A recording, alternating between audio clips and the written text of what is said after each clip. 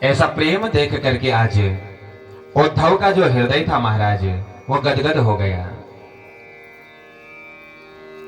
गोप बालों के अंदर इतना अलौकिक प्रेम। इन गोप बालों से पूछते हैं यशोदा मैया का घर कहां होगा, कहां रहती है यशोदा मैया। गोप बाल रोते रोते कहते हैं उद्धव, ये जो तुम्हें नदी दिख रही है, इस नदी के पीछे पीछे चले जाओ और ये नदी जहां जाकर के रुक जाएगी वही घर यशोदा मैया का घर होगा। उद्धव, इस नदी में जो तुम्हें जल दिख रहा है, ये जल कोई साधारण जल नहीं है। जब से कन्हैया यशोदा मैया के घर से दूर गए हैं ना, तब से अनवरत यशोदा रुदन करती हैं। केवल यशोदा ही रुदन नहीं करती हैं, अरे गौशाले में बंधे हुए वो 60,000 गायें रुदन कर रही हैं, नंद बाबा रुदन कर रहे हैं। ये तो उन सब का जल है, जाओ इसके पीछे पीछे जाओ। और उद्धव उस नदी के पीछे पीछे जब जाने लगे और जैसे ही यशोदा मैया के भवन के समीप उद्धव पहुंचे, गौशाला में बधी हुई वो सारी गायें रंभाने लगी। मां शब्द उद्बोधन उन गायों ने गौशाले से किया। अचंभित हो गई यशोदा मैया, अरे जब से मेरा लाला मुझको छोड़ करके गया है, गौशाले की गायों ने तो बोलना ही छोड़ दिया था। कहीं ऐसा ना हो मेरा लाला आ गया होगा। दौड़ करके जैसे ही मैया आंगन में आई, माता हो सामने से एक रथ आते हुए दिखा। यशोदा मैया सुध बुध खो बैठी, दौड़ पड़ी रथ की तरफ को और जैसे ही रथ के ऊपर देखा, रथ के ऊपर कन्हैया नहीं है, इसमें तो कोई और बैठा है। कौन है आप? और मेरे कन्हैया का ये पीतांबर पहन करके आप यहाँ आए हैं, आप कौन है बताइए? क्या आप मेरे कन्हैया के कोई मित्र हैं? उद्धव ने नीचे उतर करके प्रणाम किया। मां, मैं बृहस्पति का परम शिष्य और तुम्हारे कन्हैया का मित्र उद्धव हूं। ये सुनते ही यशोदा मैया जोर जोर से रोने लगी। क्या मेरा लाला मुझको याद करता है? क्यों करता होगा मेरा लाला मुझको याद है? क्योंकि जब से मेरा लाला ये मेरे पास आया ना, अनवरत मैंने उस लाला को कभी ना कभी कोई ना कोई कष्ट दिया। एक समय की बात थी, मेरे लाला ने एक मटकी को फोड़ा था और मैंने उस लाला को रस्सी से बांध दिया था। अरे उसके पेट में तो निशान पड़ गए थे। कहां मैं यशोदा इतने निर्धन और कहां देवकी धनवान, क्यों मुझे याद करता होगा? उद्धव ने कहा, मां जितना याद तुम करती हो उससे कई गुना ज्यादा याद तो तेरा लाला तुझको करता है। मां तो बड़ी भाग्यशाली है कि तुझे लाला मिला है, कन्हैया मिला है। नंद बाबा को बुलाया, नंद बाबा को समझाने लगे हैं उद्धव, पिताजी देखो ये संसार है, संसार में हमारे पास कौन आ रहा है, हमसे दूर कौन जा रहा है, इससे जीवन में कोई फर्क नहीं पड़ता। नंद बाबा रोने लगे। नंद बाबा कहते हैं, ये आप कह रहे हो, लेकिन मेरी आंखें कहती हैं, मेरे कान कहते हैं, मेरे मुख कहते हैं, ये गौशाले की गायें कहती हैं, यशोदा पूछती है, ये पेड़ों में ये पक्षी पूछते हैं, वो कब आएगा? मैं इनको क्या बताऊं? बताओ। जिसमें हर क्षण हर रूप में लाला विराजित हो, आंखों में कन्हैया विराजित हो, कानों में कन्हैया विराजित हो, मुख में कन्हैया विराजित हो, हाथों में कन्हैया विराजित हो, पेड़ों में कन्हैया विराजित हो, इनको क्या बताऊं मैं? तुम बताओ। उद्धव का जितना ज्ञान था महाराज, सारा का सारा ज्ञान धरे का धरा रह गया। पूरी रात हुई है और प्रातःकाल उद्धव आज यमुना जी के पावन तट पर जैसे ही पहुंचे महाराज, यमुना जी के पावन तट पर गोपियां बैठी हैं झुंड बना करके, और गोपियों के बीच में हमारी राधा रानी बैठी है। चर्चा चल रही थी, कन्हैया का कोई मित्र आया है कल, और जैसे ही नजर पड़ी उस मित्र पर, उद्धव ने कहा चलो जरा आप इनको तो समझा देते हो कम से कम। यहाँ के पुरुषों को समझाया, उनके समझ में नहीं आया, लेकिन इन माताओं को समझा देता हूं, जरूर ये माताएं समझ जाएंगी। और जैसे ही गोपियों के बीच में उद्धव पहुंचे, उसी समय माताओं एक भंवरा उड़ते हुए आया, और इस भंवरे ने राधा रानी के कपोलों पर, राधा रानी के गाल पर स्पर्श किया अपना पर और स्पर्श करके उड़ गया। तो राधा रानी इस भंवरे को माध्यम बना करके उद्धव को उपदेश दे रही है। मधुकति तब बंधो मां स्पर्शग्निम चपतन्या कोचो विलोलिचित माला कुमकुमार शोभीनः।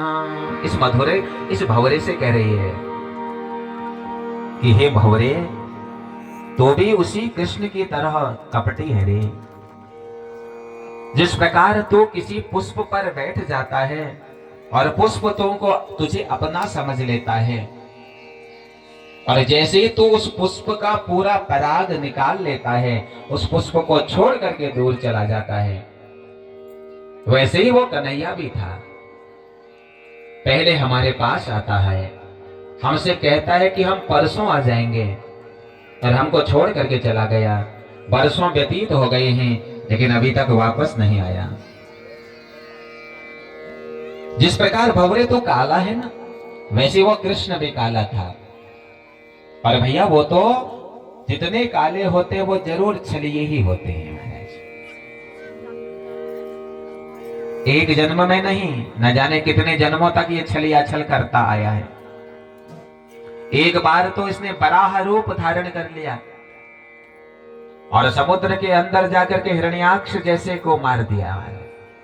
हिरण्याक्ष की क्या गलती थी? जल के अंदर जाकर के तप कर रहा था, उसको भी मार दिया।